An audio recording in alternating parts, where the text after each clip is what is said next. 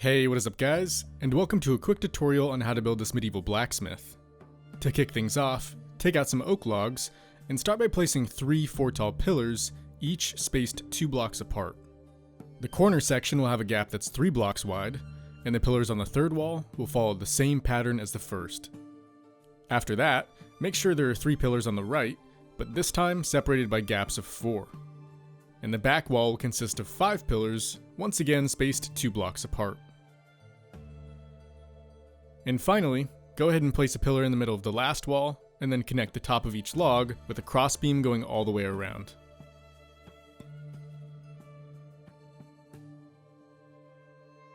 When that's done, you'll need to add 3 more oak logs on the top of each pillar on the front and back, but only on the right half of the build.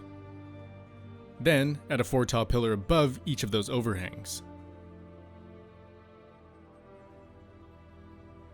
Next, add another with a gap of 1 in between on the left and right, and then do the same thing on the back side. Now you can place the 7 remaining pillars directly above the logs we put down at the very beginning. While you're at it, you'll also want to add an 8th pillar in right here to make things a bit easier later on. Once that's finished, add a pair of 8 tall pillars on the left side of the build, each spaced 2 blocks away from the main structure.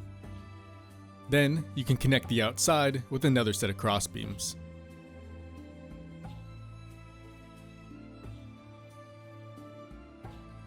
When it comes to shaping the roof, simply add a 3 tall triangle shape above the front and back face of the building. The left face will feature the same design, but will require us to add 2 sets of triangles instead of just 1. Before you throw away your oak logs, be sure to add 3 more 5 tall pillars set 3 blocks away from the closest wall in the front. You want the spacing of these to mirror the wall directly across from it. Prior to doing the walls, make sure you fill in the first floor with a layer of stone.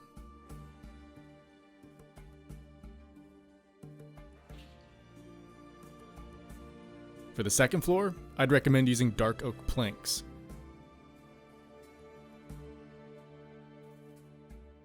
Once you're finished with that, simply fill in the openings on the bottom with cobblestone.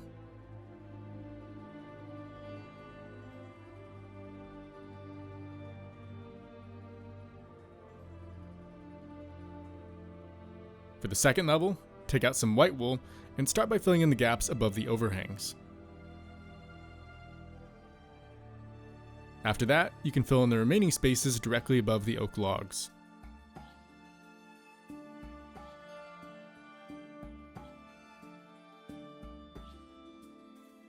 For the arches on the roof, leave the leftmost one open and then fill in the remaining 3. To make the stairs leading up to the front door, create a 4x2 platform using stone bricks. Then slope your way down using stone brick slabs and fill in the remaining empty space once you're done.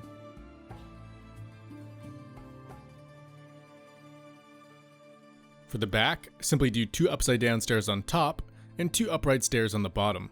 And you can also replace some of the full blocks on the side to make it look like a few of the bricks have fallen out. When it comes to the main door, remove the wool and replace the log floor with stone bricks. Then, add 2 spruce stairs on top and place a double door below. The entrance to the storage area will follow that same process, but we'll use cobblestone stairs instead of spruce, as well as a less fancy looking door. After that, you'll want to prep your smithing area by replacing the ground with some gravel. You can be as messy as you want with this, or even mix in some other materials. The goal is just to make it look natural. For the forge itself, start by removing these 2 columns of wall, and then replace them with a section of bricks that stands 14 blocks tall. Next, add a 2x2 square on both sides, followed by upright stairs on the top, upside down stairs on the bottom, 2 more in the center, and then 2 final upright stairs on top. Then, add another section of bricks that matches the wall behind it. After that, replace the layer below the top with a section of stairs, and then add 2 black stone walls to finish off the chimney. For the roof, start by adding a row of oak stairs on the back side of the build, making sure it has an overhang on the end. Each row above that will follow the same process, except they'll extend 1 block further on the left.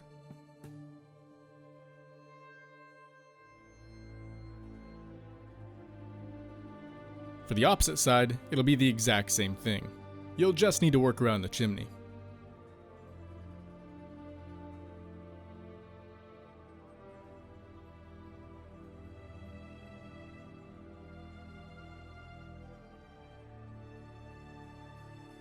After that, simply join the roof on the front with the area you just made, and then do the same thing on the back.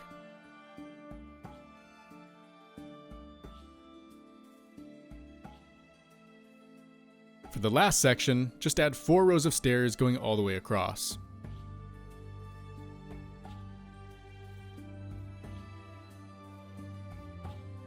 When it comes to the end of each roof, start with an upside down stair on top, then place an upside down stair beneath each corner below that.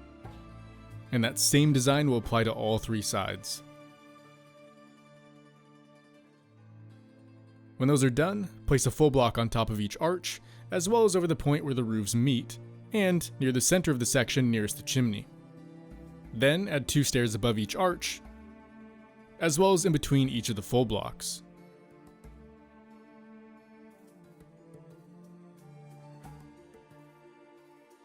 For the roof over the forge, you'll simply alternate between double rows of half slabs and oak planks.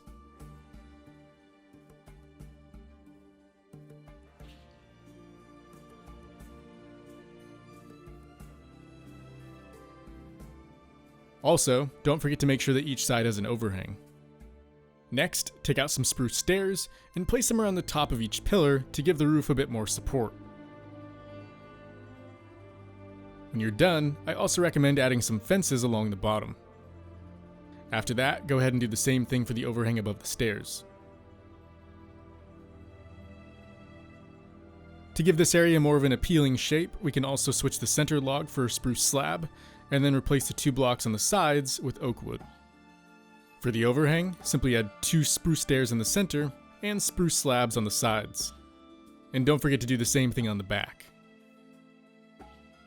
When it comes to the windows, we'll add 1 on the front with spruce trapdoors as shutters. Then, we'll add 2 more on the right side with shutters off center and small balconies underneath. You can also add an additional 2 on the back left, and then 1 more on the side nearest the door. Once those are done, feel free to add a few more upside down spruce stairs below the main roof for support.